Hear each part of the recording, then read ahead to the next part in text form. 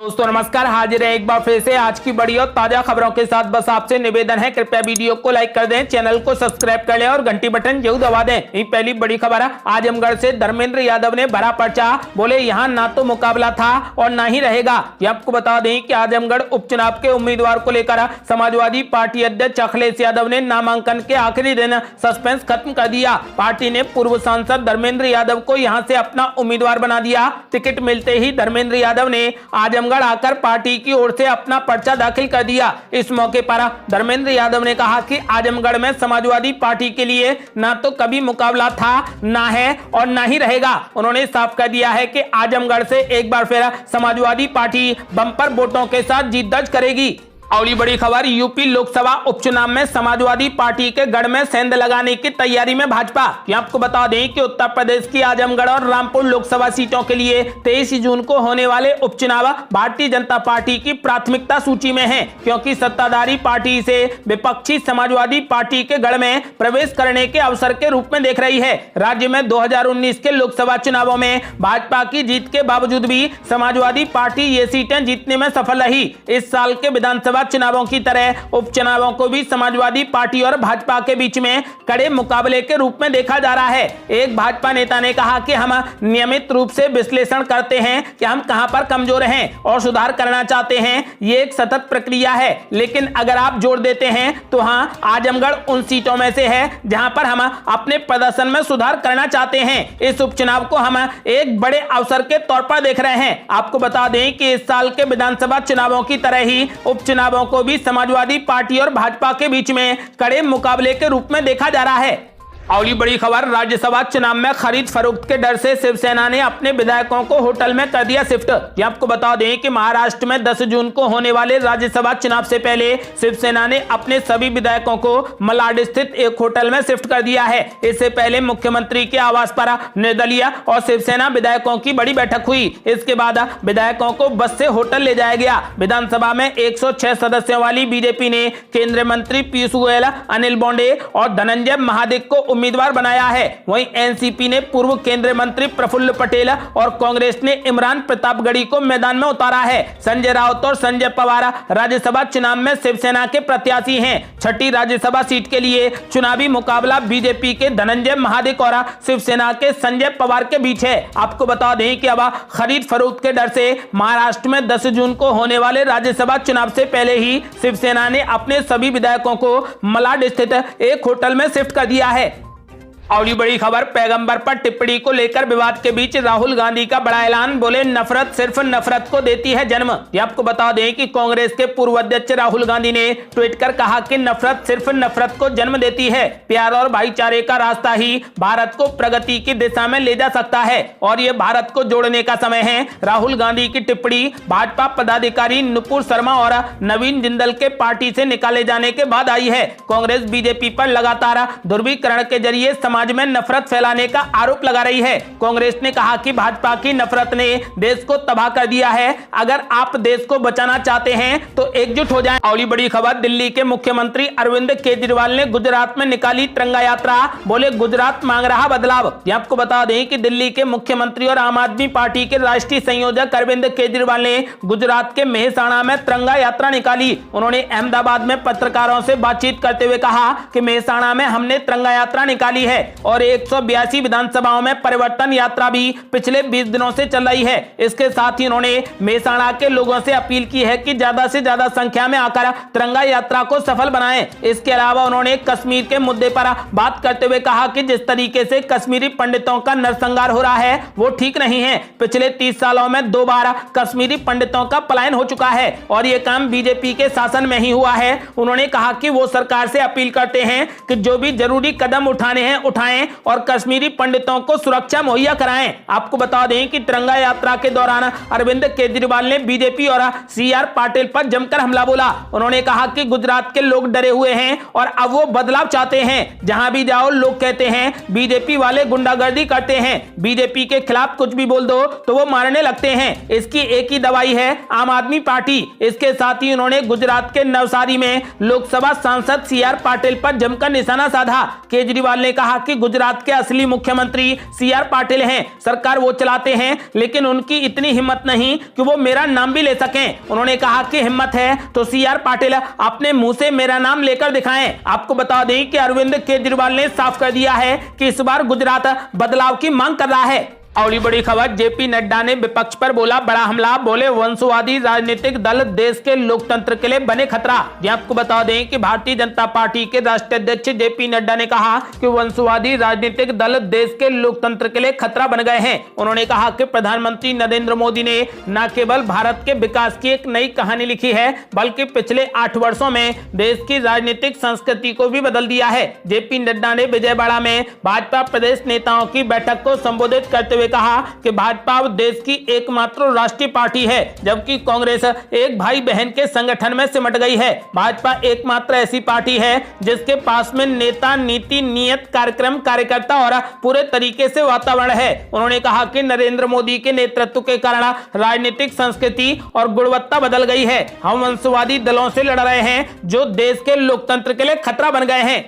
और बड़ी खबर, बंगाल को तोड़कर अलग राज्य की मांग करने वाले आतंकी संगठन ने ममता बनर्जी को दी कड़ी चेतावनी, कहा विरोध किया तो होगा खून खराबा। ये आपको बता दें कि पश्चिम बंगाल की मुख्यमंत्री ममता बनर्जी आज राज्य के उत्तरी हिस्सों की यात्रा करने वाली हैं। हालांकि इससे पहले ही प्रतिबंधित आतंकी संगठन कामतापुर लिबरेशन ऑर्गेनाइजेशन ने बंगाल की मुख्यमंत्री ममता बनर्जी को धमकी दी है। संगठन ने कहा कि अलग राज्य के उसके आंदोलन का विरोध हुआ तो वो खून खराबा कर सकता है। एक कथित वीडियो में केएलओ नेता जीवन सिंह होने का दावा करते हुए एक नकाबपोश व्यक्ति ने ममता बनर्जी को उत्तर बंगाल का दौरा करने के खिलाफ कड़ी चेतावनी दी है। नकाबपोश व्यक्ति ने कहा कि हम ममता बनर्जी सहित सभी लोगों से अपील करते हैं कि कामतापुर राज्य की हमारी मांग का विरोध नहीं करें, उन्हें उत्तर बंगाल की यात्रा नहीं करनी चाहिए। हम आने वाले दिनों में अपना आंदोलन तेज करेंगे और सभी से सहयोग मांगेंगे। वीडियो में कहा गया है कि अगर कोई हमें रोकने की कोशिश करता है तो उसके नतीजे विनाशकारी होंगे।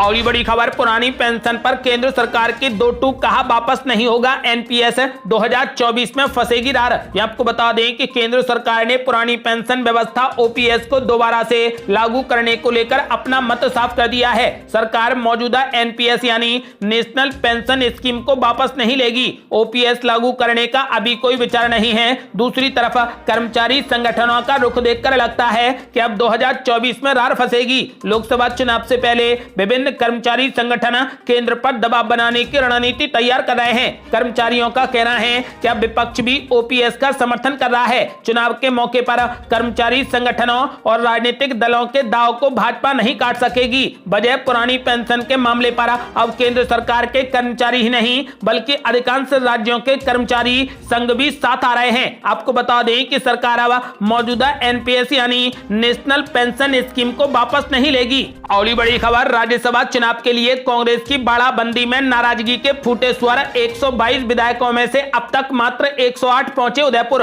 आपको बता दें कि राज्यसभा चुनाव के चलते उदयपुर के 5 स्टार होटल में कांग्रेस और समर्थित दलों के विधायकों का कुनबा लगातार बढ़ता ही जा रहा है। 2 जून से उदयपुर में कांग्रेस और समर्थित दलों के विधायकों की बाड़ेबंदी शुरू हुई थी। पहले दिन करीब 65 विधायक ही उदयपुर पहुंचे थे। अब ये संख्या करीब 108 तक जा पहुंची है, लेकिन कुछ विधायक अभी भी पार्टी के लिए चिंता का सबब बने हुए हैं। ये विधायक अभी तक उदयपुर होटल में नहीं पहुंचे हैं। इनमें से कुछ विधायक नाराज भी बताए जा रहे हैं। नाराज विधायकों की अगर बात करें तो कांग्रेस विधायक राजेंद्र बिदुड़ी और निर्दलीय विधायक बलजीत यादव का नाम खास चर्चा में है। आपको बता दें कि फिलहाल अभी तक उदयपुर होटल में 122 विधायकों में से 108 विधायक ही पहुंचे हैं। और बड़ी खबर, दिल्ली की राजेंद्र नगर सीट पर उपचुनाव के लिए बीजेपी, आम आदमी पार्टी और कांग्रेस के उम्मीदवारों ने भरा नामांकन। आपको बता दें कि दिल्ली की राजेंद्र नगर विधानसभा सीट पर होने वाले उपचुनाव के लिए सोमवार को सभी प्रत्याशियों ने अपना नामांकन दाखिल कर दिया। आम आदमी पार्टी के प्रत्याशी दुर्गेश पाठक, बीजेपी के राजेश भाटिया और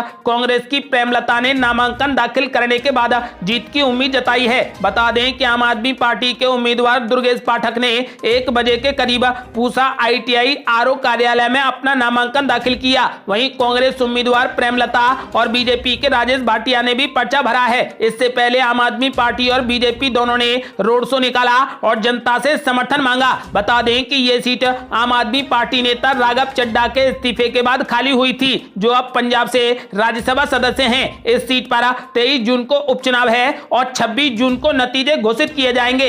अगली बड़ी खबर, हरियाणा में आंदोलन के दौरान दर्ज केस वापस लेने में आनाकानी, पुलिस भेज रही नोटिस। आपको बता दें कि किसान आंदोलन के दौरान हरियाणा में जिन लोगों के खिलाफ विभिन्न धाराओं के तहत जो केस दर्ज किए गए थे, उन्हें वापस लेने में सरकार आनाकानी कर रही है। ताजा मामला जींद जिले के नरवाना कस्बे का है। यहाँ के गांव दनौदा कलाम निवासी अशोक और जोगी राम को सदर थाना पुलिस ने नोटिस भेज दिया है। इसमें लिखा है कि उक्त दोनों लोगों के खिलाफ अपराध में शामिल होने की विश्वसनीय सूचना प्राप्त हुई है। 10 जून को सुबह 11 बजे दोनों का सदर थाने में पेश होना बाध्यकारी है। आपको बता दें कि संयुक्त किसान मोर्चा नेता इंद्रजीत सिंह ने कहा कि किसानों के खिलाफ दर्ज मामले वापस लेने के लिए हरियाणा सरकार की नीयत ठीक नहीं है। रेलवे पुलिस भी केस वापस नहीं ले रही है। आपको बता दें कि फिलहाल किसान आंदोलन में शामिल किसानों पर अब नोटिस भेजे जा रहे हैं। अगली बड़ी खबर, संयुक्त राष्ट्र ने दी आने वाले दिनों में भुखमरी की चेतावनी, भारत की ओर देख रही दुनिया। ये आपको बता दें कि रूस और यूक्रेन जंग के बीच दुनिया कई संकटों से जूझ रही है। सिर्फ सैन्य सुरक्षा एक मुद्दा नहीं, बल्कि कच्चे तेल और गैस के दाम भी तेजी से बढ़ रहे हैं। इस बीच एक और बड़ा संकट दुनिया के सामने मुंह फैला रहा है। दरअसल कोरोना महामारी से उबर रहे विश्व के सामने अब खाद्य सुरक्षा का भी संकट खड़ा हो गया है। दुनिया की तकरीबन 2.5 अरब आबादी इस समय भुखमरी की कगार पर है। अनाज की कमी ने विशेष रूप से अफ्रीका को भुखमरी और कुपोषण के मुहाने पर लाकर खड़ा कर दिया है। आपको बता दें कि यूरोप, पश्चिम एशिया और उत्तरी अफ्रीका के दर्जनों देश अनाज के संकट से जूझ रहे हैं। इस समय भारत मददगार के रूप में उभर कर सामने आया है, जो आज दुनिया को अनाज निर्यात कर रहा है। श्रीलंका को मानवीयता के आधार पर भारत अनाज की 2 खेप मुफ्त में दे रहा है। आपको बता दें कि हालांकि भारत ने गेहूं के निर्यात पर फिलहाल प्रतिबंध लगा दिया है। सरकार द्वारा लगाए गए प्रतिबंधों से अमेरिका और यूरोपीय देश परेशान हैं। हालांकि प्रधानमंत्री नरेंद्र मोदी ने भुखमरी से लड़ रहे देशों के अनुरोध पर गेहूं के आपातकालीन शिपमेंट की आपूर्ति करने का वादा किया है।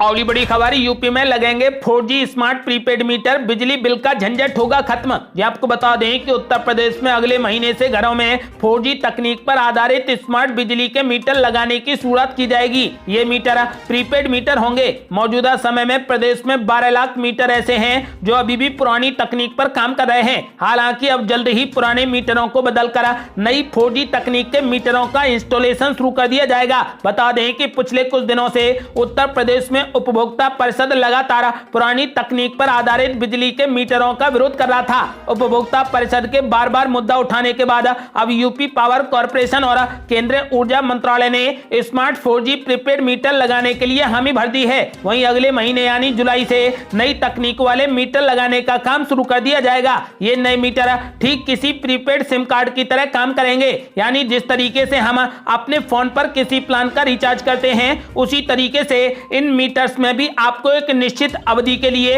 एक तय क्षमता और तय यूनिट का प्लान रिचार्ज करना होगा। आपको बता दें कि साफ है कि जितना रिचार्ज करोगे उतनी ही बिजली मिलेगी, जबकि जुलाई महीने से ये मीटर लगाने की प्रक्रिया शुरू कर दी जाएगी। ये थी अब तक की बेहद बड़ी खबरें। क्या आप भी चाहते हैं कि स्मार्ट मीटर लगने चाहिए? अपनी राय हमें वीडियो लाइक कर कमेंट बॉक्स में जरूर दें। यदि आपने अभी तक हमारे चैनल को सब्सक्राइब नहीं किया है तो कृपया चैनल को सब्सक्राइब कर घंटी बटन जरूर दबा दें। जल्दी मिलते हैं बड़ी अपडेट के साथ, तब तक के लिए जय हिंद, जय भारत।